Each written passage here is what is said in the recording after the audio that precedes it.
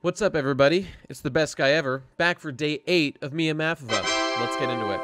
Okay, so today what we're talking about is this new manga in Shonen Jump, Dr. Stone. It's been running for about, 3 months now? There's 9 issues of it out. And it's by far my favorite new manga that I've read in a long time. But the reason I wanted to talk about it is because I see problems ahead. I see issues already popping up in the story, and I just thought that I'd bring them to your attention so that you all could weigh in as well. Because you see, one thing that I've noticed consuming so much anime and manga for the last, I don't know, long-ass time in my life, I've noticed that it's very, very common for a series, for like an anime or a manga, to sort of put all the intellectual content at the very beginning of the series and then just kind of like float along on like basic bitch shonen tropes, like the bullshit that soap opera shit, that nobody actually gives a fuck about. So I find myself all the time picking up a manga, reading it, being like, "Hey, this is an interesting premise. Let's see where they go with this." And then like they quickly get away from the stuff that was actually interesting about it, and they go into the normal like humdrum drama bullshit I don't give a fuck about. And that's one of the most frustrating things because I want my series to explore at a bare minimum. Please explore the themes that you propose in your series like thoroughly. In addition, if you want to do the other bullshit, like you're going to waste my time with that, okay, fine. But as long as you're doing that first thing, that's what's really important. So, okay, let's actually talk about Dr. Stone here. So Dr. Stone is this very attractive manga. I don't know who writes it. Boichi? I don't know, this guy, I'm assuming.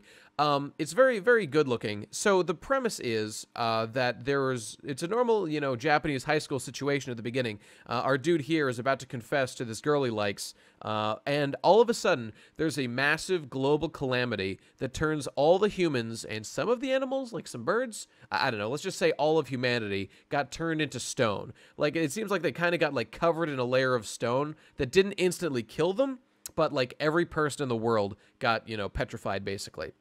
So our dude here, right? Okay, so let's just talk about this for a second. Our dude here is trapped in stone. We're seeing things from the perspective of this guy, and time continues to pass on Earth for a very long time as he is just trapped in stone. And imagine being trapped in stone yourself, right? Like how terrifying it would be, like seeing only blackness, not being able to move at all, feeling nothing, seeing nothing, smelling nothing. None of your senses are giving you anything. It's the ultimate sensory deprivation, not to mention you're totally alone. It's a terrifying thought that scares me to my core. It's akin to being like fully paralyzed and trapped inside your own body, like a hell worse than death by far. But this guy, our dude here, was trapped in that, and for 3.7 thousand years, right, he was trapped in that way. He was trapped that way. So let's see if we can actually see any pictures of that. Okay, so here's him. The thing's about to happen to him. Here he goes. Okay, he's being petrified here. As you can see, everyone in the world is turning to stone. Okay, that's fine. That's cool. So what happens over this 3.7 thousand years that the dude's trapped in stone? Okay.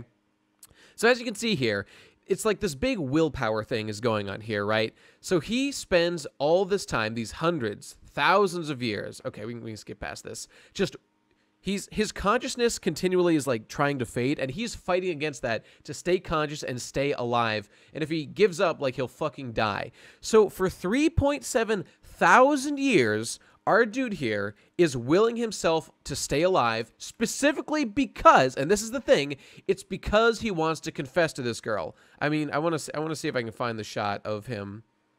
No, god damn it. Whatever. Okay, it's like the thing that's keeping him alive is the desire to express his true feelings to this girl. Okay, I think that's no matter what. I'm going to tell her no matter what, I won't die. I won't let, whatever. I won't lose. I'm going to tell Yuzuhira how I feel, even if it kills me, I'm going to live on, which is, that's pretty funny, actually. So, okay, as you can see, it is his desire to tell this girl how he feels that has kept him alive for 3.7 thousand years, okay? Long time. Pretty impressive willpower that's happened. So, okay, so here we are. So eventually, after all this time, something happens, and he wakes up. Like, his shell cracks, and he's able to escape, and he's back alive. Okay. So now we're getting into the actual premise of the story. So, we skip along here. Basically, what's happened is that all of... Okay, and here's the girl. Like, she's trapped in stone, too, against this camphor tree. This is a touching scene. This I really like. This is cute. But in any case, once we get past this, the premise here is that this dude has been revived, and he wants to save this girl. God damn, look at that determination. That's good art there. And he finds our dude Senku here, right? So Senku is the super genius who cracked out of his shell, because he was also trapped in stone like 6 months earlier, and he's back alive, and he's like doing things. Okay, so now here's the whole Dr. Stone premise here. So all of civilization has crumbled because there's been no humans on the planet for 3.7 thousand years. Like, nature has retaken the world, and human civilization, obviously is gone, but also all the buildings, the machines, infrastructure, all the stuff that humankind has built, at least in Japan where these dudes are, it's gone. It's totally gone. And these two are like the only guys here. So the series is called Dr. Stone, and it's because like our dude Senku here is like this super genius guy. He himself was so smart, so smart. Who's like, he's a scientist in the Stone Age, he's been brought back to the Stone Age, but he has all the knowledge himself of the wisdom of the 21st century. And like, so they come up with a plan to like save humanity. They're gonna like revive all the humans out of stone, and they're going to rebuild civilization. That's what they're doing. And one of the things I actually like a lot about the series is how, so Senku, like I said, is the super genius dude. He is like the science guy in this series. Like, he knows everything that there is to know about science, and that is his like sole role in the story. But he's also, like, funny, and I don't know, I like him in general. And our dude, Taiju, I think his name's Taiju here, like, his only value in life is that he has ridiculous endurance. Okay, look, see, here's what we're talking about. Like, he does all the physical labor. Because, Senku was alive here for, like, 6 months before Senku here got revived. And Senku was all alone, and because he's just a smarts guy, he's not, like, a physical labor guy. Because, like, they're in the Stone Age and they have to do everything manually, he couldn't keep up with all the physical labor that had to be done in order to actually rebuild society. So now that our big boy Senku here is back, that guy can, like, his role in the story is to, like, do the heavy lifting, do the labor that's required in order to make their plans happen. And you might call that flat, but I think it's really funny. And I don't know, yeah, like maybe they won't develop very much as a result of that. But hey, I mean, it works for me. And in this story, which is like totally stripped down to the bare bones, you've got worker guy, smart guy. These are their only roles, like in the society they're building. I like that a lot. I find that really funny. But in any case, so this is the situation. They're gonna revive Earth. Oh, and our dude Taiju, like his goal is to revive Yuzuhira. That's like his main thing.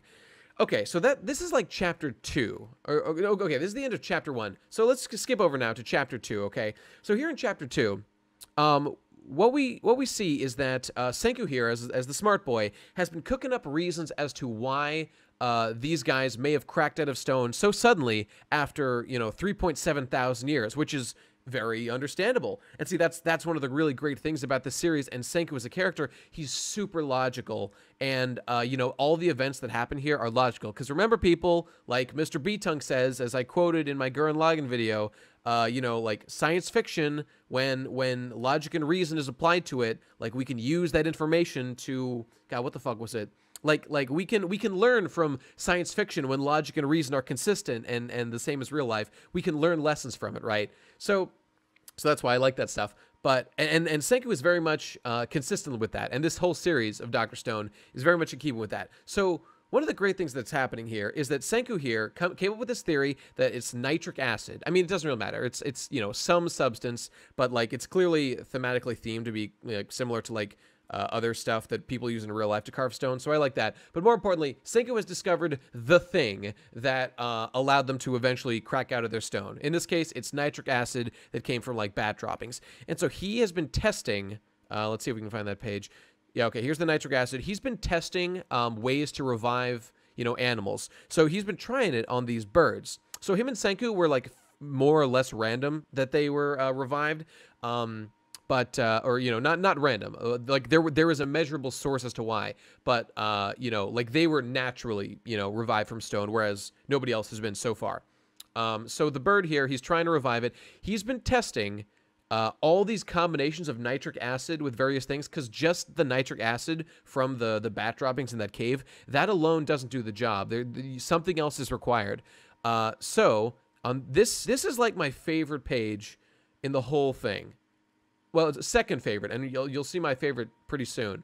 So this is him with all his fucking samples, right? Because he's been free for 6 months, and look at all the work he's done.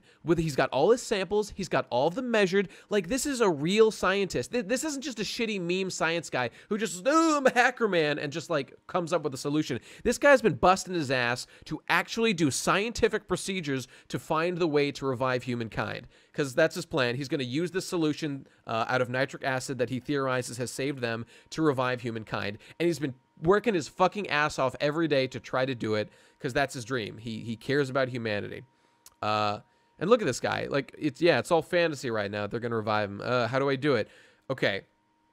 So they come up with a plan. They actually Taiju here has some good ideas as to how to do it. They come up with a plan and they enact it, and eventually we get. Let's see. Here we go. Okay, where is this shit? I think I have to skip ahead. Okay, go back a page here. Yes. Okay, this is my actual favorite page in the whole thing so far. So they make a new solution here. Let's go back a little bit. Okay, look at all the samples they're making, right? This is them doing fucking science. They make all these samples. They're testing them on these petrified birds, because hashtag bird lives don't matter in case they fuck up. And look at this face. All of a sudden, oh my God, there's been a reaction. There has been a fucking reaction after all these months of hard work. And look, put it on this bird, bam. Look at this fucking bird coming out of the shell. They found the fucking solution after 6 months of hard work, which was, they achieved after a logical application of the facts at hand. Bam, results were had. This is fucking great. This is exactly what I want out of a series. And look at this. Look at this guy. This is the panel when I knew I loved this series. After all that, after this, like, glorious fucking, burst out of this fucking bird. Look at him. Look how tired Senku is. He's just, look at the sweat on his brow that he's pounded into this fucking hard work for months. Imagine being alone for 6 months doing science in the hopes that you might get results. Like, that's not easy. That's not fucking easy. Okay, anyway. God damn, science triumphs over fantasy. Now I'm getting excited. Remember this line, folks. Science trumps over fantasy, right? Oh my God, I fucking love this shit. Okay, this was great. Anyway, let's skip ahead. Okay, so the girl, right? Hira, I don't fucking remember her name. So our Taiju, his goal in life is to revive this girl, right? That is what he's trying to do. So now that they've discovered this, like, solution to do so, they're gonna go revive the girl. And long story short, that's what they do. They revive her immediately. Okay. And now is where some issues come in, right? Not immediately, right? Okay, so they revive Yuzuhira, or whatever the fuck her name is. Oh, right, okay, so they end up reviving this other dude. I forget his name, but there's another, like, archetype who's added to the mix here. He's like the strong guy, or like the fighter guy. He's not actually good at, like, labor like Taiju is, but he is able to, like, he has absolute martial dominance over this new world. So, like, eventually, once this guy's revived, let's skip ahead to that. There is our smart guy, Senju, whatever. Yeah, Senju or whatever. Taiju, our Senko, whatever. There's the smart guy who's all the smarts. There's the worker guy who's all the heavy lifting. And then here, this guy who's been foreshadowed a couple times, Tsukasa, right. He is the fight man who, as soon as he's revived here, fucking defeats a billion lions and instantly destroys them. So, like, yeah, he's like the strongest man in the world. He's fucking OP as shit. God damn. Okay, look how beautiful this manga is. You gotta love it. If nothing else, you gotta appreciate how great this shit looks. In any case, okay, this isn't the important point. The important point is here. Okay, so basically some things are happening. There's some logical stuff going on, some science stuff being done. There's sort of a split in the story between Tsukasa and these guys on an ideological basis, where Tsukasa, who is looking out at the world and seeing it purified of all, like, the sins that man's committed on it, industrialization, pollution, all that shit. He doesn't like that. But this is a clean, pure new world. And what Tsukasa is going to do, and has been doing, is going out and destroying the statues of everyone that he doesn't like. because he's going to selectively choose who gets to live and who has to die. And it's actually pretty fucking grim. He goes out and he cracks a bunch of the statues to kill people. It's pretty fucking hardcore. This is good stuff. Whereas our dude Taiju Senku, I think it's Senku, whatever, Smart Boy. Like, Smart Boy is like the opposite faction. He's going to revive everyone and just, you know, allow humanity to be as it was and continue our scientific progression, because that's what this dude's all about. Whereas Tsukasa is like content to like live at peace with nature, which is totally, you know, like nature versus progress, I guess. So obviously, you know, they're gonna fight about that. But in any case, that's not what's important. That's all good stuff.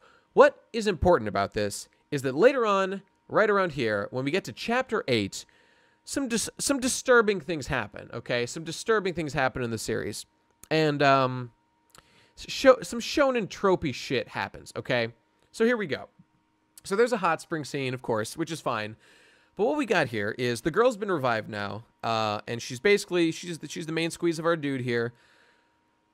And so, okay, so they're talking about, like, okay, so remember before the calamity happened way back, our dude was about to confess to the girl. It was a big thing that was happening. Let's actually go to that page just because it's a good page. So he was about to confess to her, right? He was right about to do it because he had been in love with this girl for 5 years. 5 years, okay? And he had finally worked up the nerve to confess to her. Where the fuck is this page? Okay, but in any case, so he was about to confess to her, right? He was about to do it. He was, you know, laying his heart bare. God damn, where's this fucking page? Whatever. Okay. He was about to do it, okay? And he gets interrupted by this calamity. And remember, he spends that 3.7 thousand years. How long's the average human lifespan? Maybe like 75, 80, 90 years, maybe? 3.7 thousand years. He spends that entire time thinking about how he loves this girl and how he'll confess to her. That is his one driving motivation. He will stop at nothing until he tells this girl how he feels, okay? That's what kept him alive for thousands of years. And what happens when we get to this scene? Where the fuck is it?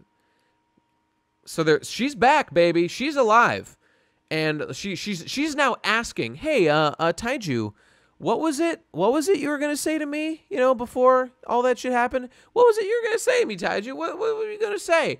For me to tell you now, as a man, oh, that seems like the coward's way out. That'd be the coward's way out to, fucking tell you what I've been meaning to tell you for the last 3.7 thousand years. Holy shit, dude. Let's see if we can understand his reasoning here for a second, okay? Okay, while he was petrified, he spent thousands of years thinking about what he was going to say next. Okay, we're following the logical progression here. But now that there's nowhere left to turn or run, now that we're in the ultimate stone world where there's no other option, for me to tell you now seems like the coward's way out. Okay? You understand the logic here? So, like, because there's no other options, like, she's got no other men to choose from, like, that means that telling her this and you know, forcing her to love you by confessing to her is an unacceptable thing to do. So, okay. So, new goal. New goal.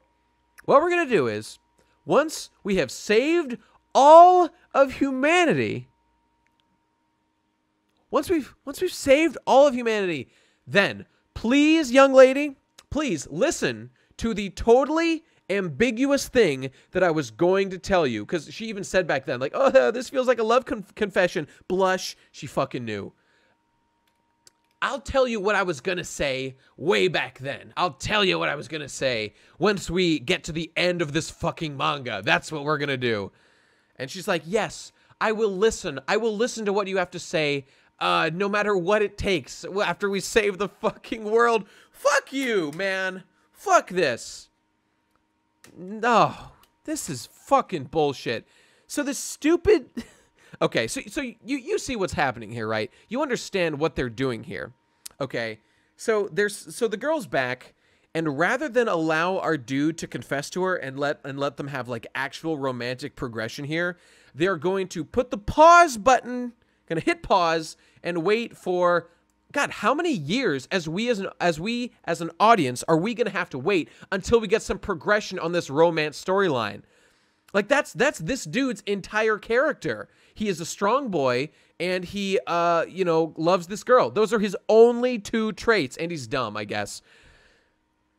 And that was, like, the only, like, spark of humanity in the series. Like, I love Senju, whatever, the Smart Boy. I love Smart Boy and his, like, ardent dedication to science and, like, reviving humanity in the face of all these obstacles. I love that shit. But that's, like, you know, that's a pretty abstract thing. It's nice as a shonen series to have some, like, investment in, like, character arcs.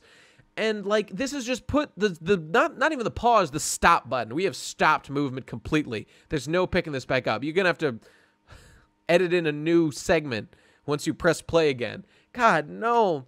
No, that's so bad. This is such cancer. This is such, like, shonen-y, retarded bullshit. So, like, they're trying to say that, like, it's not okay for him to, like, confess now because she's got nowhere else to turn. Like, what? She's got agency, dude. It's not like you confess and she instantly falls in love with you. Okay, A, she already was in love with you, obviously. Her reaction showed that was clearly already the case. So there's literally nothing to worry about. And like, now he is going to have to spend years of his life just, like, not with this girl who he loves and who obviously loves him back because the manga wants to string us along. Oh, when's it going to happen, guys? When's he going to confess to her? But, like, they already told us at the end of the fucking manga, so I can just stop reading now and wait until the series is done and then read the last episode because that's when it's going to happen. I already know that's when it's going to happen. No, this is unacceptable. This is not... This is absolute garbage. This is garbage writing, and I will not stand for it for one fucking second. Like, this is actually shit that, like, I mean, I guess you'd say, like, it appeals to it. It doesn't appeal to anyone, but it's like teenage thinking. It's like, this is what a teenager thinks romance is like. Whereas, no, you're just wasting your life and the life of this girl by not confessing. Like, cause he has to know that she's into him. Okay, I mean, he's a retard, but like, she's wasting her life. He's wasting his life. The smart guy should, like, say something. He should correct the situation because this is retarded and everyone's life is being wasted here. This is not good. This is not okay. And that's the thing. So I've really enjoyed this series up to this chapter, up to chapter 8, when that shit happened. Because I really enjoyed all the science and, like, logical progression. Everything was really logically consistent. And, like, the ideological battle going on between Tsukasa and Senku. Really good stuff. Really good stuff. But this is a very bad sign. This is a very bad sign. Did I already give my spiel? I can't remember about how so many shonen tropes, like, start with all their intellect loaded into the first few chapters, and then they devolve into shonen trope bullshit like this. And like now the writer can use as whenever he's running out of shit to say, he can just dangle in front of us like, oh, maybe he's going to confess to her. Like, maybe now is going to be the time when, like, we're not learning anything new. There are no new ideas being presented anytime they dangle a maybe confession like so many, like, retarded romance series do. Nope. I didn't sign up for this shit. I did not sign up for this shit. I thought Dr. Stone was better than that, but it's committed one of the worst sins you can commit in a narrative like this. They have just put the fucking brakes on. I mean, hopefully, I don't mean to write off this series entirely, right? Because all the other stuff I've seen is pretty good. In chapter 9, I think they, like, show, like, that other people may be alive too, and that's a really exciting prospect. Like, well, okay, that's actually a double-edged sword too, and that also makes me worried because just the struggle of these guys carving out, like, a little slice of the world, you know, intellectual bit by developing new technology and, like, reviving people one at a time, that was really interesting and that was really fascinating. But now that, like, they've involved other people and there's going to be, like, other factions, like, yes, I like the ideological battle with Tsukasa, but, like, and that's pushed them to, like, to force them to develop new things quickly. Hey, and necessity is the mother of invention, right? That's pretty cool. I'm with you on that. And it's forced them to develop gunpowder to make like viable weapons to challenge Tsukasa's, like, ultimate military and martial dominance over this new world. Like, that's good stuff. But, like, now, like, I see drama ahead. I see drama ahead that's not good drama. Like, what if these other people, you know, like, what if they get, like, this same kind of like stupid romantic involvement with each other. That's not good. I don't want that. I just want, this series is Dr.